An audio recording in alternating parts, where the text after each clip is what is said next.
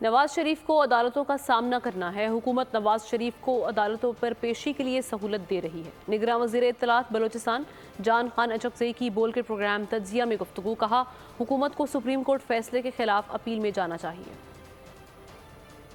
हुकूमत ने उनको इस हवाले से फैसिलिटेट करना है कि वो इस मुल्क में आएँ, वो अदालतों को फेस करें और जो भी लीगल रिक्वायरमेंट है, चाहे उसको बायोमेट्रिक है, वो गवर्नमेंट ने फैसिलिटेट करना है। गवर्नमेंट को मेरे ख्याल में रिव्यू में जाना चाहिए ताकि हम एक लार्जर बेंच के ज़रिए इस जजमेंट को अनटर्न करें। आपने एक इशारा किया एक और पार्टी का, देखिए उन पर कोई पाबंदी नहीं है, माँ सिवाय 9 मई के संगीन वाक़यात में जो सहूलत हैं, जो प्लानर्स हैं, जो ऑपरेटर्स हैं, उनके खिलाफ जो है स्टेट जाएगी, भरपूर तरीके से जाएगी और ऑल आउट जाएगी। इस पे कोई अपॉलॉजी नहीं है, nobody is apologetic about that. वो जिसमें जो भी इन्वॉल्व है, चाहे एक पार्टी का कारकुन है, चाहे उसमें एक सरबराह है एक पार्टी का, अगर 9 मई के वाकयात में उस पे एलिगेशंस है, he has to face the consequences.